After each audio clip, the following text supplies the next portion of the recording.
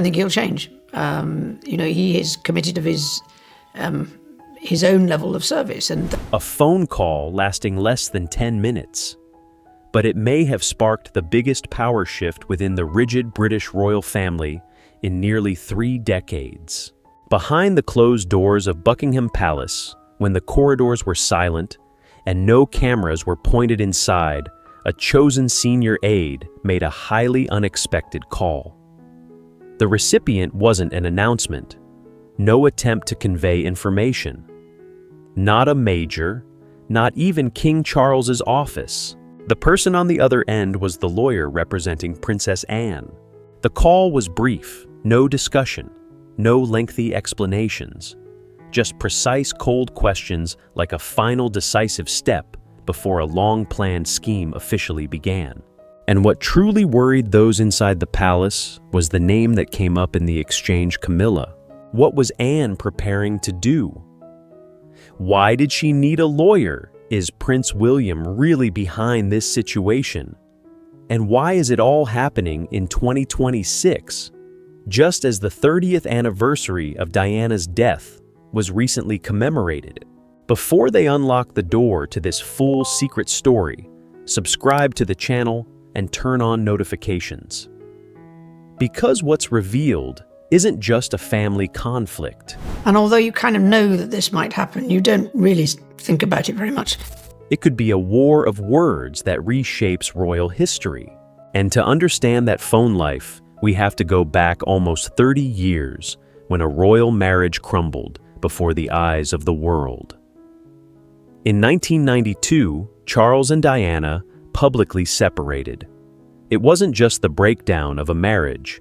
It was the shattering of the fairy tale image the world had believed in a prince, a young princess, 2 sons, and a seemingly perfect future. But behind the balconies, the tours, and the carefully staged photographs, the distance between them had become undeniable. A year later, in 1993, a private recording of Charles and Camilla became the focus of media attention. Words meant only for the 2 of them were released to millions, transforming a private relationship into a public crisis. For Diana, this was no longer a pain confined behind closed doors. It had become a part of history she could not escape. By 1994, Charles publicly admitted his infidelity in a television interview. That confession marked the end of attempts to maintain the appearance of a normal marriage. A year later, Diana appeared in the 1995 Panorama interview and recounted her feelings of loneliness in words that resonated with the world. In 1996, the divorce was officially finalized, but the greatest tragedy was yet to come. On August 31st, 1997, Diana died in Paris. In a single night, a woman who had once been the center of the royal family became a symbol of loss. Bouquets of flowers covered the palace grounds.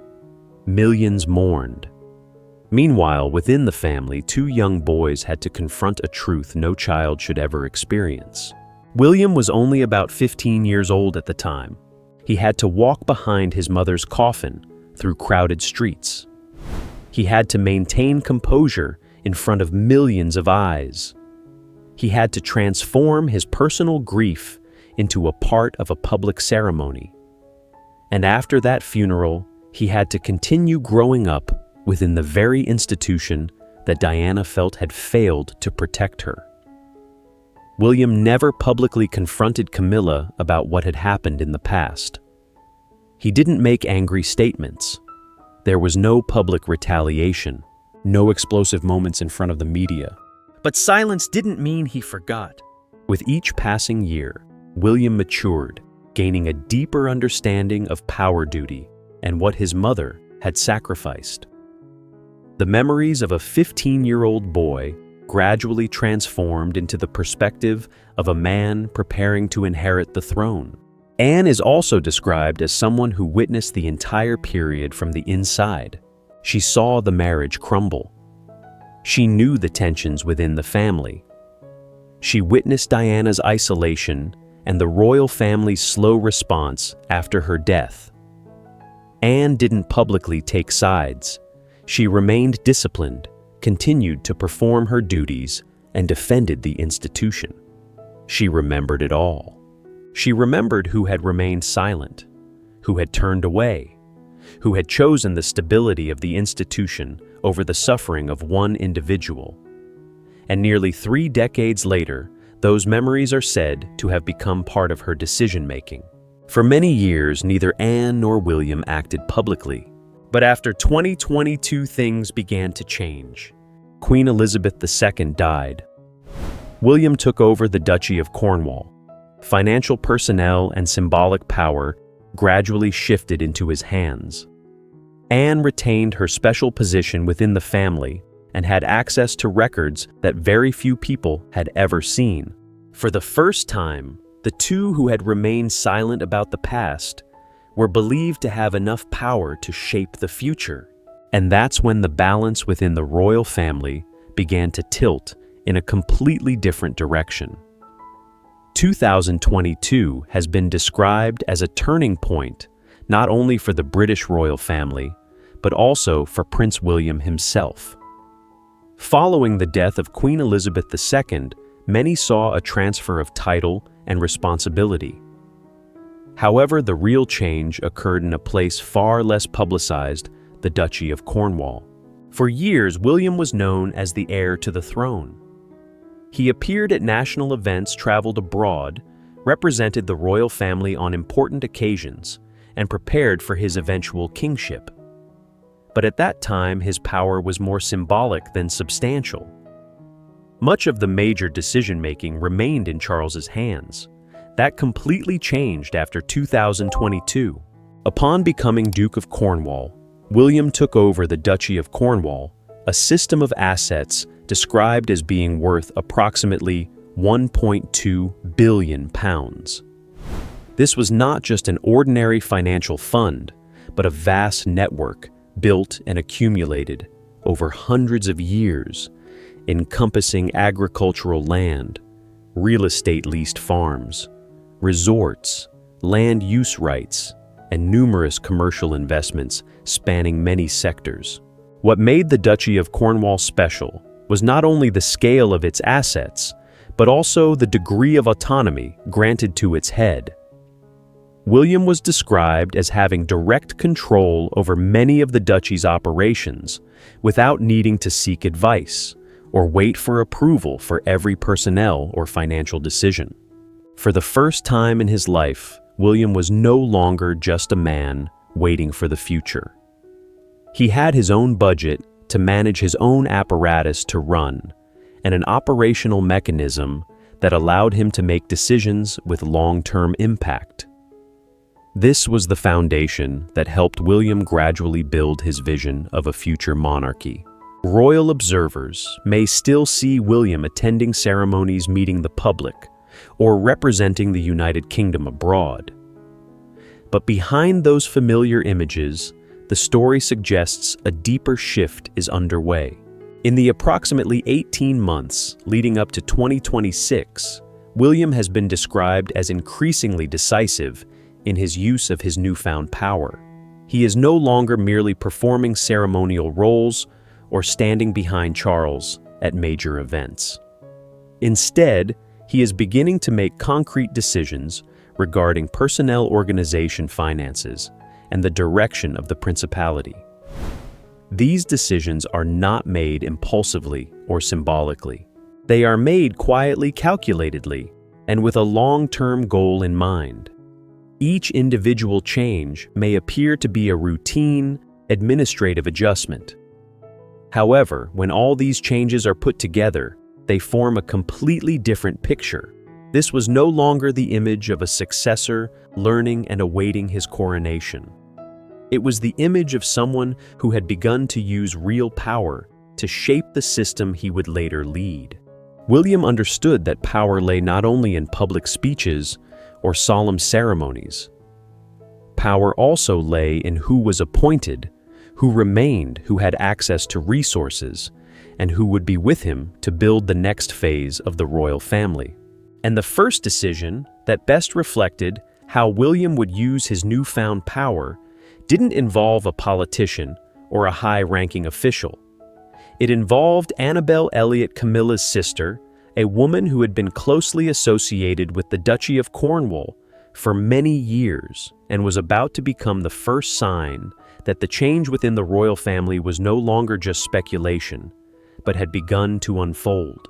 If William wanted to send a message about how he would use his newfound power, he didn't opt for a grand speech.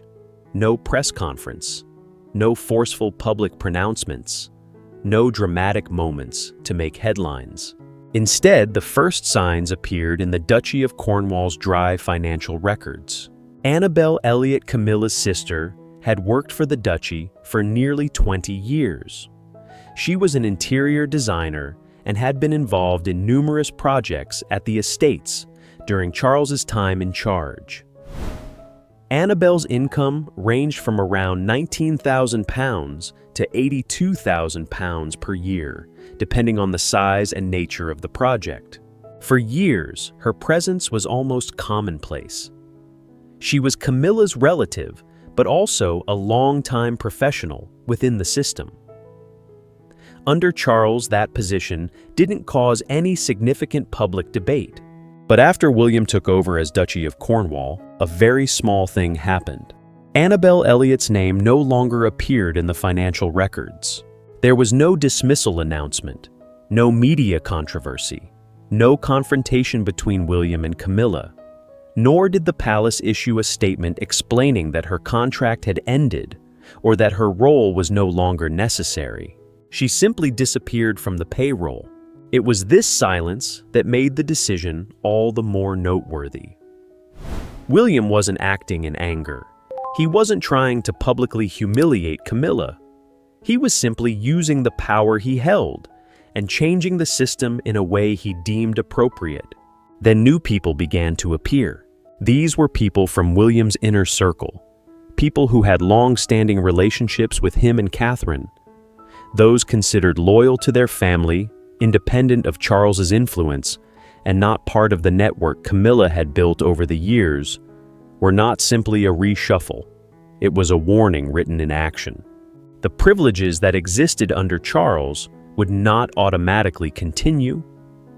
The relationships that had provided position and access would have to be reevaluated, and Camilla's family would no longer be guaranteed a place simply because they had been protected in the past. William was making it clear, though not directly, the future dynasty would be run by those he chose. For Camilla, her sister's loss of power might be a minor change on paper, but it was also the first time she had to confront an uncomfortable reality. William's power was no longer a distant prospect. It began to directly impact those closest to her. Anne had followed the whole affair and fully approved of William's actions. She saw in this decision not as impulsiveness, but as discipline, patience, and long-term goal. And it was from that moment that Anne and William reportedly began a deeper exchange. Not just about Annabel Elliot, but about the family's past, how power had been used, and the most important question, how Diana's legacy would ultimately be remembered by history. If William was changing the future with money and organizational power, Anne was arguably doing something equally dangerous. She was going back to the past. Inside Windsor Castle lies a place few people are allowed access to, the Royal Archives. The Royal Archives, which hold the most private and sensitive documents of the British royal family. There you will find personal correspondence diaries, internal reports, inter-office correspondence, and previously unpublished records. These aren't edited stories for the press or versions of history presented in documentaries. These are records created in the midst of crises. Anne is described as one of the few people with special access to this archive. She wasn't a journalist seeking sensational headlines, nor was she an outsider trying to uncover family secrets. Anne had lived within that institution for over 7 decades. She knew how the files were created, what was recorded, and sometimes what was overlooked. In the months leading up to 2026, Anne reportedly reviewed documents relating to the marriage between Charles and Diana. What worried some in the palace wasn't what the public already knew. The 1992 separation, the controversial recordings, Charles's admissions, the panorama interview, the divorce, and Diana's death have all been revisited in countless books and documentaries. But the internal files may hold entirely different questions. Who knew about the severity of the crisis? From what point in time, how were Diana's warnings and pleas for help received? Who made the decision to remain silent?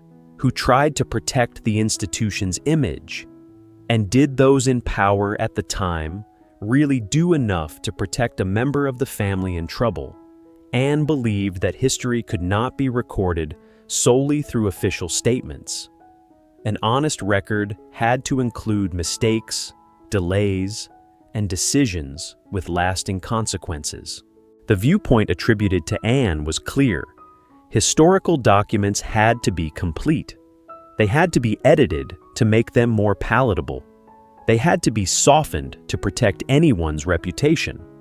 And they certainly should not be shaped by those who had a direct interest in controlling how the past was remembered. This meant Camilla should not have the power to decide Diana's place in royal history. If the record were preserved intact, what was once seen as a family tragedy could be perceived as a greater failure of the institution. Anne was controlling how the past was preserved, and William, on another front, was supposedly controlling how the future would be financed. But William's power wasn't just demonstrated by who was excluded from the system. More importantly, by how he chose to use the resources at his disposal. By 2025, the Duchy of Cornwall is projected to generate around £30 million in annual income. This comes from a vast network of assets, including leased farms, estates, holiday homes, land in Dartmoor, properties in the Isles of Scilly, and commercial investments accumulated over generations. For William, this wasn't just a source of income. It was a tool that allowed him to decide which values would be at the heart of the future monarchy. William began shifting a portion of the duchy's charitable resources toward areas once associated with Diana mental health homelessness, raising awareness of HIV/AIDS, supporting the underprivileged, and programs that prioritize human connection over formality. These areas were once considered too sensitive for a senior member of the royal family. Diana ventured into places many were hesitant to enter. She shook hands with HIV/AIDS patients at a time when stigma was still deeply ingrained. She met with the homeless and treated them as ordinary people, not as subjects for a photo shoot. In Angola, she walked through a landmine zone to draw the world's attention to a weapon that continues to inflict casualties on civilians after the war. Diana faced opposition for this approach. Her closeness was seen as too emotional. The issues she chose were considered too political. But years later, those very values became what William wanted to place at the heart of the system. He didn't just commemorate his mother with photographs, speeches, or celebrations.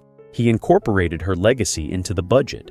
He incorporated it into philanthropic programs, into personnel, into long-term strategy, and into how the royal family would engage with the public in the future. This was the most significant change. What Diana was once criticized for pursuing was now being officially incorporated by her son into the new model of monarchy. But while Diana's legacy is increasingly solidified by money and action, the network Camilla built over the years is said to be shrinking one position, one invitation, one door at a time. Following Annabel Elliott, the pressure reportedly didn't stop at a single personnel decision.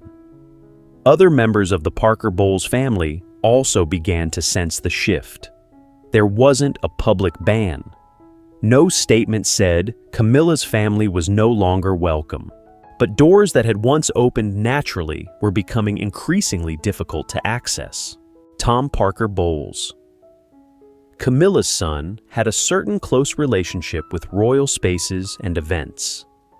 He didn't hold an official role in the apparatus, but for years his mother's position had placed him closer to the center of power than most people outside the family.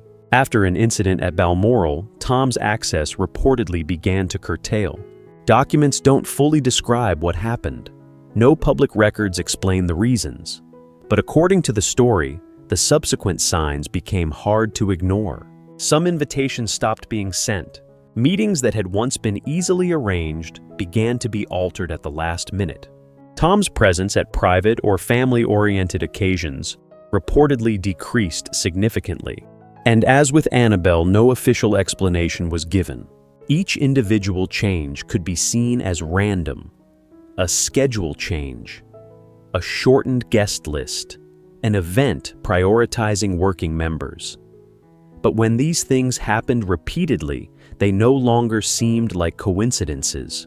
Camilla is described as having spent nearly 20 years building a stable network within the organization she entered after marrying Charles.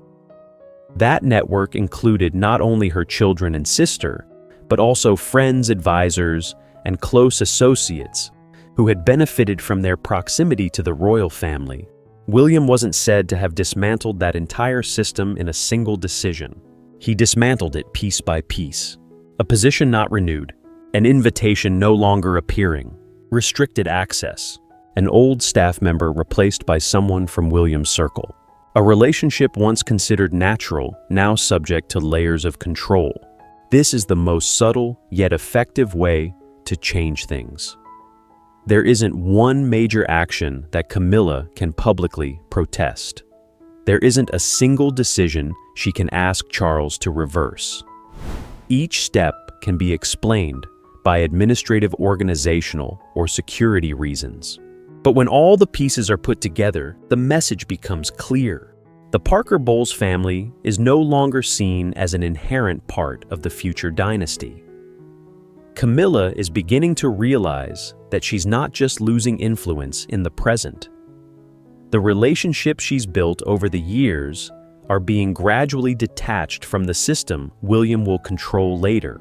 And that pressure doesn't just come from money, personnel, or access. It also comes from something far more powerful than any guest list, the most important symbols of the royal family. On May 6th, 2023, Camilla entered Westminster Abbey for the coronation of King Charles III. For her supporters, it was the final moment of victory after decades of controversy. The woman who had once stood outside the center of the royal family now stood beside the king crowned and officially recognized as queen. Camilla had achieved almost everything that had once been considered impossible. She had Charles. She had the title. She had a place beside the king in the most important ceremonies. She had royal patronages, public roles, and symbols that solidified her position. But in the royal family, symbols don't belong permanently to any one individual. The crown, the ceremonies, and the patronages don't just reflect the present. They also define who will represent the institution in the future. One day William will be king. Catherine will become queen. When that time comes, the symbols currently associated with Camilla will be passed on to the next generation. National events will be centered around William and Catherine. New official photographs will replace the old ones. And the position Camilla holds today will become a closed chapter. Anne and William understand very well the power of that transition. After Queen Elizabeth II's death, hundreds of royal patronage positions need to be reallocated. These are roles that can link a member of the royal family to major organizations, charities, and influential areas of society. Anne is believed to have been involved in some discussions about the allocation of these positions.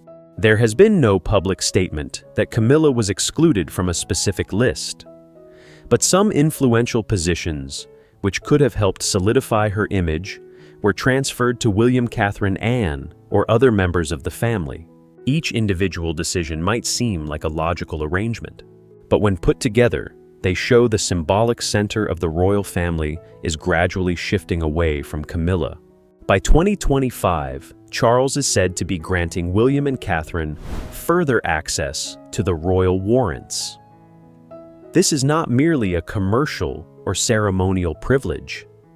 It signals that the next generation is beginning to be given the public authority to represent the crown. Catherine is no longer seen simply as the wife of the heir apparent. She is being prepared to become the central figure of the future royal family. And Camilla is said to understand that the issue is not just what she is losing today. What worries her more is the day Charles is no longer there, when power symbolism and the most important doors will all shift into the hands of William and Catherine. But behind the shifts in power symbolism and access lies a far more personal sign. Camilla sold Ray Mill House in Wiltshire, a home she had owned since before her marriage to Charles. It wasn't a royal property. It wasn't dependent on the throne. It wasn't part of the palace system, and it wasn't tied to any ceremonial role. It was entirely Camilla's home. For years, Ray Mill House had been described as her private sanctuary, a place separate from the pressures of royal life. It was a space she could return to without the title, the formalities, or the responsibilities of a queen. But then the house was sold. There was no press release, no interview explaining the reason, no carefully prepared media campaign. The property simply appeared on the market, then vanished from her portfolio. That decision shows Camilla is looking to the future with growing unease. Because when Charles is gone, everything will change. Sandringham and Balmoral will be under William's control. Buckingham Palace will become the official center of William and Catherine. Many spaces that Camilla currently uses as a matter of course could become places she can only enter with the consent of the next generation. Camilla may not lose everything. She can still use Clarence House Highgrove or other personal resources, but that is no longer the position of a reigning queen with the entire infrastructure of the monarchy behind her. She could shift from being at the center of power to being dependent on William's decision to access the very places that were once part of her daily life. The only one who can stop that process is Charles. But Charles also understands that he no longer has the strength to fight on every front. At the heart of all these changes is Charles, who is both king husband of Camilla, father of William, and brother of Anne. This is the most painful position. Charles was diagnosed with cancer in February 2024. Treatment continued throughout that year and into 2025. He still appeared in public, still performed royal duties, and still tried to maintain the stable image of the monarchy. But behind the scenes, his strength was said to have significantly diminished. Charles no longer had the energy to manage the protracted family conflicts. He could handle a crisis for a day, but constantly confronting both the heir apparent and his sister was a completely different battle. In February 2026, Charles reportedly called Anne. The conversation lasted about 40 minutes. There was no shouting, there were no accusations, no ultimatums or threats, just the two siblings speaking in silence and pain. Charles understood what Anne was doing. He also understood why she wanted to protect the historical records concerning Diana. But to protect Camilla, he would have to ask William to restore the diminished rights of the Parker Bowles family. He would have to ask Anne to stop reviewing the archives. He would have to openly confront both his successor and his sister at the same time. And Charles knew neither of them would back down. The greatest conflict lay not in power, but in moral responsibility. How could he deny his own son's pain? How could he ask Anne to overlook what Diana had gone through? And how could he protect Camilla without confronting his own role in the past? The call ended without a solution. No one changed their mind. And it was Charles's silence that allowed Anne and William to continue shaping both the past and the future of the royal family. From the outside, it's easy to call it all by one name: revenge. William purged those who had been part of Camilla's network. Anne reportedly reviewed sensitive files on Diana. The Parker Bowles family's access was curtailed. Royal symbols gradually shifted toward William and Catherine. At the same time, Diana's image was brought back to center. If you only look at the results, one might assume this was a years-long campaign of revenge. A son who hasn't forgotten what his mother went through. An aunt who no longer wants to remain silent about what she witnessed. And a woman who is slowly losing what she spent nearly 2 decades building. The truth may be far more complex. Anne and William's goal wasn't just to weaken Camilla. What they are described as undertaking may be a complete restructuring of how the royal family operates and how the institution's history is preserved. Anne represents duty, discipline, and perseverance. She doesn't need flashy moments. Her power lies in records, in process, and in her ability to keep the truth from being downplayed merely to protect the reputation of the one in power. William represents the future. He has the budget, the apparatus, and the ability to shift the priorities of the next generation. But behind that power lies the experience of a son who lost his mother in the eyes of the world. When these two sides combine, Camilla is no longer just facing two disgruntled individuals. She is facing a systemic change. One side is shaping how the past is remembered. One side decided how the future would be funded. The ultimate goal wasn't just to erase Camilla's influence, but to rectify past mistakes, protect historical records, build a more relatable monarchy, and infuse Diana's compassion into the very fabric of the institution. Camilla achieved what she had always pursued. She had Charles the title and a place alongside the king. But the remaining question is one she couldn't control. How would history ultimately remember her? Camilla achieved what many once thought she would never attain. She had Charles. She became queen. She stood beside the king in the most important ceremonies and spent nearly 2 decades building her position within the royal family. While Camilla consolidated the present, William and Anne quietly shaped the future. William controlled the Duchy of Cornwall. Anne gained access to sensitive historical records. Annabel Elliot lost her position. The Parker Bowles family's access gradually diminished. Royal patrons and symbols began to shift to a new generation where Catherine was being prepared for her future role as queen. August 31st, 2027 will mark 30 years since Diana's death. And perhaps it will be more than just a day of remembrance. It could also be a time for the public to reflect on what Diana represented, how the royal family treated her, and how William changed the institution. Camilla may oppose William. She could disagree with Anne. She could seek protection from Charles, but she couldn't argue with a legacy that had existed for nearly 3 decades. Anne and William weren't seeking a moment of public revenge. They were doing something more long-term, protecting historical records, controlling resources, transferring symbols, and building a royal family that Diana could recognize. Do you think this was quiet revenge or an effort to protect Diana's legacy?